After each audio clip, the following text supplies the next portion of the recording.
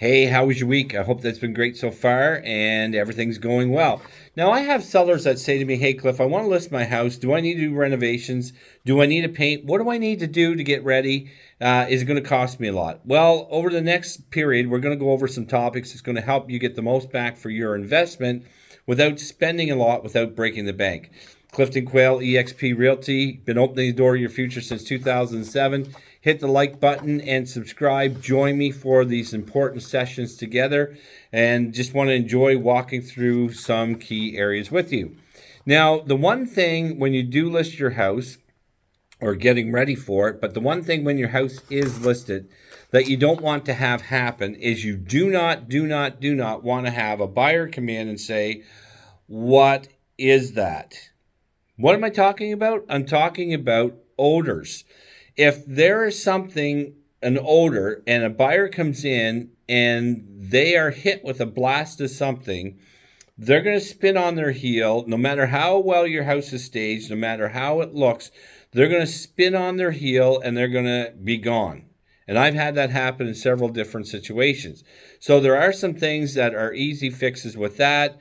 And I do have a top 5 list of odors that will turn your buyers off.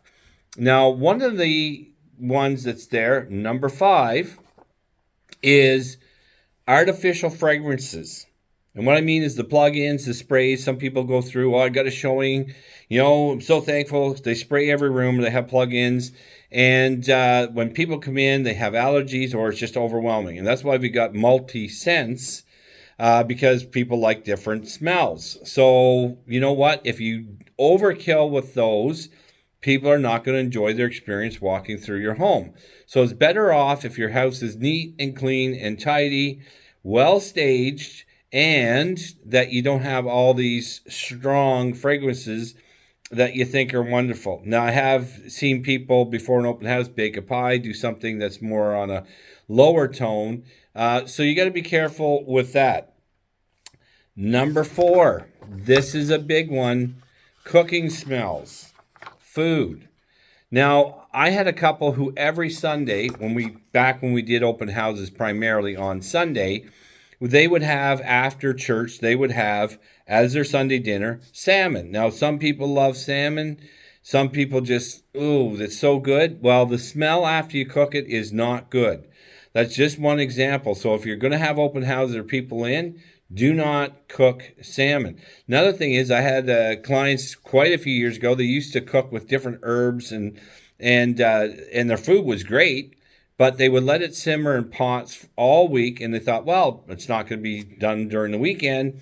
We're fine. But whenever I had people in on the weekend or had open houses, we ended up that it had such a strong odor, it smelled like mold in the house, and it created a problem because I had to convince people, no, it's just a cooking smell.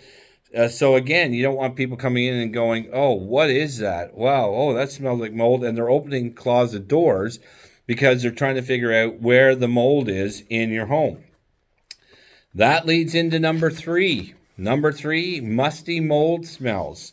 Now, there's 2 key areas where that's going to happen in your home. Easy fix. In the bathroom, if you have a ceiling fan or ventilation, make sure that that is kept clear and clean, and clean out your bathroom, especially your shower area. And if you've got a lot of things, shampoos and shaving creams and all that stuff in the shower that's cluttered, mold and mildew will collect around that. Clear that out, declutter that, and that'll be another topic we'll be talking about another time. But clear that out, keep it clean. In the basement, the easiest fix in the basement is to use a dehumidifier, or in my case, I have a Humidex machine that just draws it out.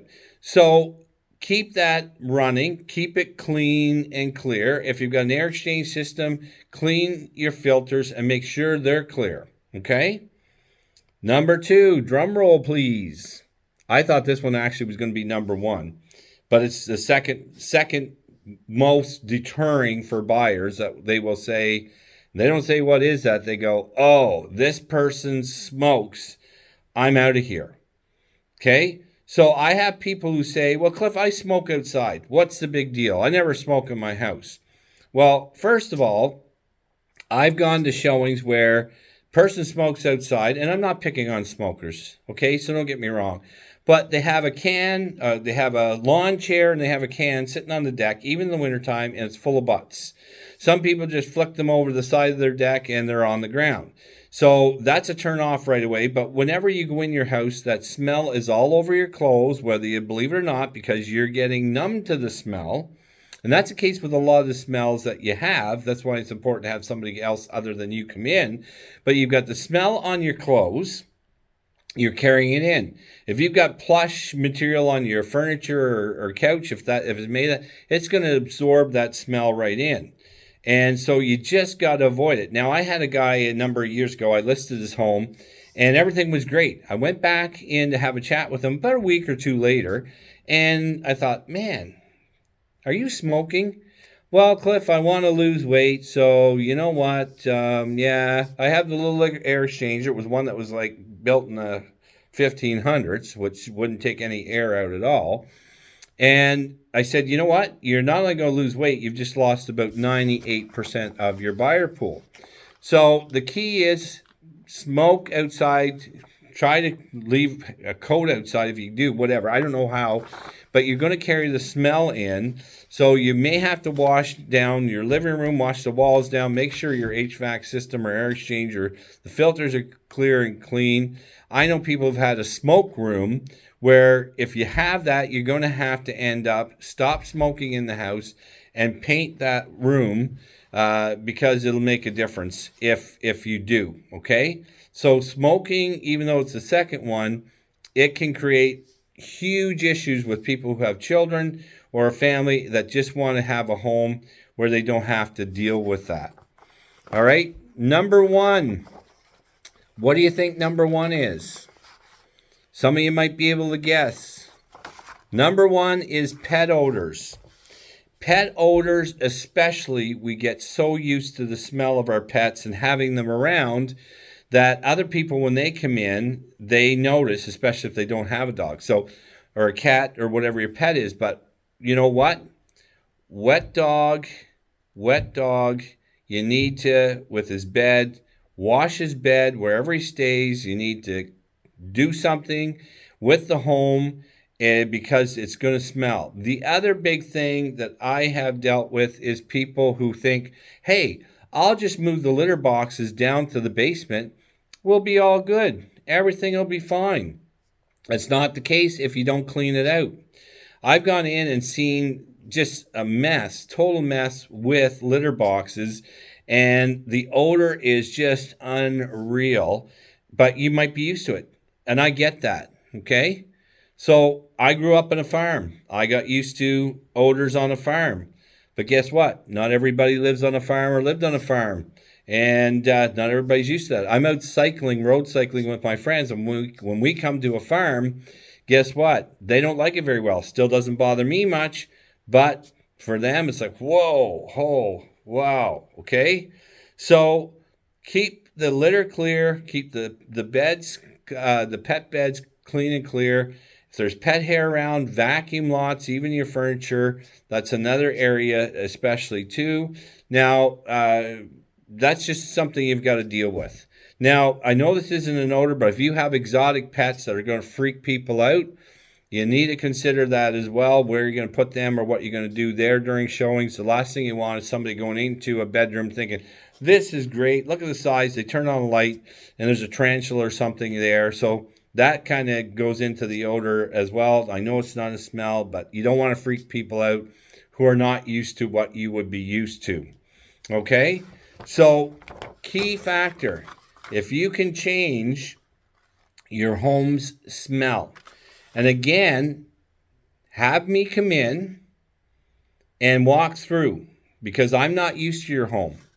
And I will be honest with you, and be ready for me to be honest with you. I will be honest with you. I won't be rude, but I'll be honest with you about what you need to do. I love pets, and I love people.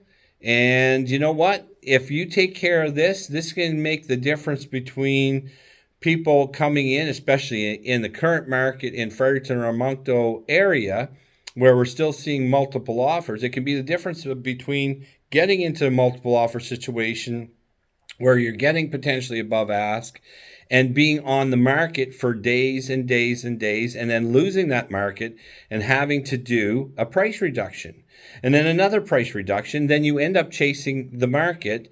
Yes, it happens still in our sellers market. So you don't want to lose out. This is a quick, easy fix. So if you know what, just if you are bothered about this, well, you know what? You just need to understand it's in your best interest to make sure that your home is tremendously and incredibly inviting whenever somebody walks in.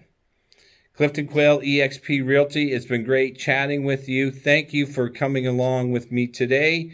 Hit the like button, subscribe. I really appreciate that. We'll join you again at another time for part 2. Again, just take care. Enjoy the day. God bless. We'll see you again soon.